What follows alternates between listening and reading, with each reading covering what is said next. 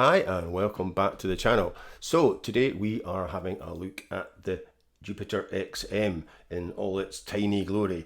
And first impressions is it is small. It is really small. I kind of thought it was maybe going to be bigger than the Hydrosynth, but it's not really. But it's not the greatest. There's not a huge amount of travel. I mean, there's no aftertouch on this. So the big Jupiter X has aftertouch, but thankfully I bought the S61. Which is what I'm going to use for actually playing this most of the time. And that does have aftertouch. There's a lot of aftertouch kind of programmed in, so it is actually worth having something with aftertouch, and any synth would be able to control this. So I mean, the build quality, it is heavy. I mean, it certainly is heavy, and it is mostly metal apart from this bit, the kind of back's kind of plastic, but this is all metal. And it is certainly a lot heavier than things like the wave state was all plastic. And the knobs are really nice as well. And these sliders, you use these sliders a lot, probably more than the pitch and mod actually, which is just as well, because this is possibly the worst pitch and mod I have ever come across. I mean, there's literally no travel. There's like about an inch of travel, and these aren't even solid. So there's a kind of like gap there. So they've like hollowed it out to save about 5 grams or something of weight. So they're not even solid and they're not rubberized. And in fact, nothing's rubberized. These buttons are all kind of like shiny, which would have been maybe nicer to. So, I mean, you use these quite a bit, because if you go into part mode, this is where you can switch off and on the parts, and when you can select them and go through those kind of different 4 parts. So so you've got 4 parts, and then you've got your rhythm section here. I don't know if you can see. I'll take a photo of this so you can actually see. So after 2023, when version 3 came out, they've added the Jupiter X on this. So there's actually 7 models now, as opposed to when this first came out there was 6. So it finished on the RD piano, and I don't know why they bothered with the RD piano, because there's 5 scenes on it. I mean, what was really the point? There's obviously some more tones, but there's only 5 scenes, so they could have maybe incorporated that into the Zencore buttons. So once you get past 7 on the parts, the 8 to 12 or the 8 to 16 are the Zencore sounds. And there are literally thousands of Zencore sounds. In fact, there's about 4,000 tones or sounds in total. So it's ridiculous. So the first thing I would recommend, downloading this PDF, which is the sound list. And this is from version 3.0 later. And we are on 3.03 at the moment. So there's been a couple since. So this was 2023, this came out. And that's when they added in a lot more, specifically the Jupiter X engine, and they doubled the number of tones and scenes that you could have from 256 to 512. When I first got this sound list, it only has 10 banks. Now, a lot of the videos that I've been watching have been on the Jupiter X as well, because it's the same engine, exactly the same engine, with the 4 parts and the rhythm and all the arpeggiator and everything. So it's exactly the same engine, but the Jupiter X has 12 banks. So I kind of Googled it and thought, right, because I thought I'd missed something. And then, because I'd actually found the Jupiter X sound list first, and then didn't realize that the XM was going to be different. So the XM only has 10 banks of scenes. And when I say scenes, they're not really what I would class as a scene. So like most of them, well, not most of them, but a lot of them are just single layers. So they're not really. So like, for instance, the wave state called their performances, or the Korg 3 calls them combis. So, and normally a scene would be more than one layer, but I mean there are some. So for instance, bank 1, you can see the first 8 are just singles. Now, one of the other reasons which you really could use this or print it out, which I've printed out the first like 20, it's 60 pages long. So yeah, so I've printed out the first 20 pages, and as you can see here, because this is, that's just what I do. So you can see here, it's maybe easier than the screen. So you can see here, this is the scene lists. So you've got your your 10 banks of those, and there's 16 obviously in each. So there's 16 scenes in each bank, so 160 scenes. And then you go on to the tone list. So for instance, you've got the Jupiter 8, and there's 116. There's the Juno 106, which is 122. There's the JX8P, which is 117. So this is all pad strings. So they've grouped them in kind of, you know, category, as it were. So they're not alphabetical. They're all by, so which is much better. So they're all, so these are all synth pads. So there's so synth pad strings. So there's 28 of those, and then it goes into things like bass, leads, and then sequence, and all sorts of, then it kind of mixes up. So it's really well done. So the SH101 annoyingly has 102. So it finishes on the SH102. Why would you do that? Why would you not finish it on SH101? Then the XV5080, because it was like, you know, the module, there was, you know, like a rack module. It's got flipping hundreds and hundreds and hundreds. So there's like 5 pages, I think, of this. So it goes up to 896 tones on the XV, and then the RD piano has 5. So what was the point? And then the Jupiter X, which is the new, so this came in 2023. So before that, this wasn't a thing. So they've added this in as a brand new Jupiter X engine, and it has 158. And then that's it. And then it goes on to, so I'll show you after that, it goes on to, in fact, I'll go back to the contents. So after kind of like Jupiter X, it goes on to the Zen cores, and that is from PR8. So they call them PR, I don't know why, when it should be Zen. PR-A, B, C, and D. And as you can see, there's like nearly 20 pages of that. Plus there's kind of common, there's vocoder, and then there's PRX. And then you've got your rhythm kits and your waveforms, and it goes on and on and on until page 60. And then you've got the new, so there's new archetypes in version 3 and various other things that have been added. So if we go to PRA, you'll see, so this is all the Zen cores. So that is like, that's from 8 to 16.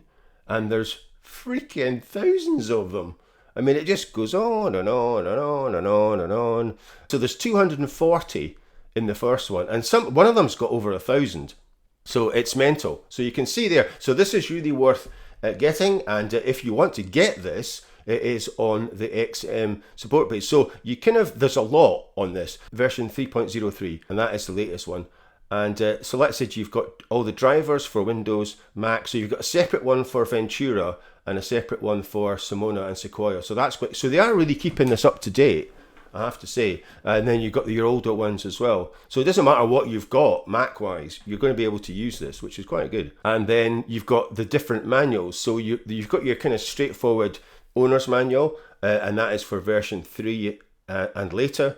And then you've got, so the one that you're looking for is this, the XM Sound List version 3. Now, probably most people aren't even going to bother downloading that or find it. And you can see there's more manuals for this than you can shake a big stick at. So this is the Jupiter X one. So this is the sound list. So you can see there, you've now got 12 banks. And so I Googled this from my good mate at Cherry Audio. Robert St. John has answered this question. So it says, why does Jupiter X have 2 more scene banks, 11 and 12, with presets than the XM? And that's exactly what I was thinking. Apparently, X was released later than the XM, which doesn't really make any sense. And they developed some presets better geared towards the extra keys and range. I think by that point, they'd also begun to realise that the first XM banks and its presets were not very showroom friendly or a great out-of-the-box experience. With 3, they pushed the old banks back and loaded the front with much more straightforward but still impressive presets. So that explains why a lot of the first presets in the banks are singles and not actually combis, as I would call them. So yeah, so thanks Robert for clearing that up. You're a good man. So yeah, so like I said, you've got 2 extra banks on that. So if you've got a Jupiter X, download that sound list and you'll get the whole lot. So this is the Jupiter X owner's manual for version 3 and later, and that is only about 28 pages. So that kind of covers the basics, and it's quite handy to have that as well, because I have had to do a bit of rooting about to find out how to use certain things. So as you can see, it's really worth having this, because normally you don't know what the SL1 and 2 are doing. I mean, a lot of the time it's cut off in res, but not always. So you can see there's a lot of attack, there's a lot of a release as well. So for instance, the big swell is cut off and release. And then you've got attack release, cut off res, attack release. And then, for instance, when you get into the layers, there's different things. So for instance, this layer has res and release, and then aftertouch is on jungle, so which wouldn't work on this, but it still does something. It still kind of does what the aftertouch would do, even though it's not going to work on the keys. And it also gives you an explanation. Now, normally, you know, it's not that important. It's just saying, you know, this synth bell scene that assigns the JP42 and a bell. So it just tells you what kind of tone it's using. But this one is particularly useful, because if you didn't know that, so it says dist lead 3 aft. So it's got aftertouch, but if you've got this keyboard, you can actually use the S3 to create a hammer action. And it does work pretty well. So I'll show you that when I've got this connected up. So the first 8 are singles, then you've got some layers, splits, and then the last 4 are ARPs. And a warmer place is particularly nice. So bank 2, you kind of start off the same. You've got 8 singles, you've got some layers, splits, and ARPs. So it kind of follows that pattern. And like I said, you do have all the information for the S1 and S2. And then it carries on, single layer splits, you know, and that's it. So that's the kind of way that they're doing it. But I don't know why they've got so many singles. I mean, the whole point of having this is you've got 4 parts. But it's a bit like Soundbox and their presets. They don't use the 4 layers in Soundbox, you know, when they're creating their packs. Well, that's the whole point of it. You know, and it's a bit like this, you know. I mean, like if you look at the combis on the Modi X, for instance, their combis are like 8 parts. I mean, and then you've got your single kind of tones as well. The M3 is the same. I mean, you can get up to 16 parts going. So I don't really get why there's so many singles when it basically is just one tone and a bit of ARP or whatever else they've put on, you know. So yeah, bit weird. So once we get to bank 6, this is when we're actually getting all layers and splits and ARPs. And you can see there, so I'll just say underneath here there is a mono, unison, velocity off, portamento, split, and dual. So some of these you can use the shift button, and then to get to the part oscillators, because like I said there's 4, you use the function button. So some of them are clicky, so you can see it's adjusting that. And if you ever want to know what something's going to do, you just hit shift. It's like the Gaia, you hit shift and it'll go to that. And also I found that if you want to go the SL stuff, if you just press enter, it'll take you across to all the controls for the SLs and the S1, 2 and 3. So that's quite good, and you can just scroll up and down from there. So you can see there's all the functions and modes for that, and it goes on for pages and pages and pages. So that's a quick one as well. And like I said, if you want to find out, say, go to the pitch, you just hit shift and then pitch, and then that's you in oscillator 1, and that's the tuning of the pitch there.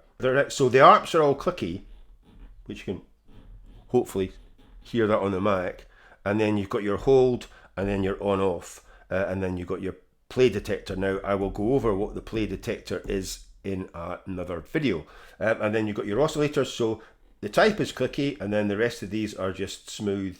They're not infinite, they are just kind of like 1 to 10. So, and you can see there, you also get the on the screen there, you won't be able to see this, but you actually get the number that's coming up. So that is 73, and then the level is whatever it is, 195 or whatever. So yeah, and then you've got your LFO. So it has 2 LFOs, so it has 4 oscillators, 2 LFOs, and then you've got an LFO2 there, and you've got pitch, filter, and amp. And I forgot on the oscillators, you've got ring, sync, and mod. So you can switch them off and on quite easily, and you can adjust the color of this as well, so you can have it brighter or dimmer or whatever. So that's in the settings. So you've got type, rate, fade time, and depth for the LFOs, and like I said, you've got pitch, filter, and amp. So the filter is quite interesting because they've got 3 types. So they don't really mention what they are, but you kind of know. So R is for Roland, M is for Moog, and S is for sequential. and it does make a difference. So you've got types here, so you've got filter slopes. For Roland, you've got either a -24 or a -12 or an 18. So you've got 3 types there. For the Moog, you might have different ones. So yeah, so you've only got 12 and 24 for the Moog, and then sequential, you've got the same, you've got 12, 18 and 24. So it kind of changes. And then you've got your amp level and then your envelope. So you've got the ADSR for pitch, filter and amp, and then you've got the depth. And then last but not least, the effects section. So you've got the master effects, drive, reverb, chorus, delay and delay time. And then you've got menu, right, shift, scene and function. And that is it. So, and then you've got your octaves down and transpose, and then the S123. And then you've got your model banks there. So if you want to specifically go to a Jupiter 8, you just hit model bank and then 1, and then that is the first tone, which is called Berlin Nat. And then you've got the Juno 106, so they are JU, and then the first patch is the heater pad. You've got the JX, and they are all JX. And the first one is called Mass 5. The SH101 are called SHs, and the first one is the Gimme Lead, and then the XV5080 are XVs, and the first one is Voice Piano, and then the RD are RDs, and they are, let's say the first one is Expressive Grand, and then the Jupiter X are JP. So they're JPs as well. So I don't know, why couldn't they have, yeah, so you've got 2 JPs, so the Jupiter A and the Jupiter X are both called JPs, probably because they've already got a JX, so they couldn't use that. So they've kind of stuffed themselves a bit. And then 8, we go on to the categories ensemble strings. So we've got PA216, for some reason, is the first patch on that. So you can scroll through either using these, so that is going through the different categories, and then this is going through the actual tones as well. So yeah, so that is kind of it for introduction to the XM. Like I said, the next one is actually going to be playing the thing, because this has gone on far too long. As usual, if you are enjoying these videos, please like, subscribe, share and comment, and I will see you in the next one.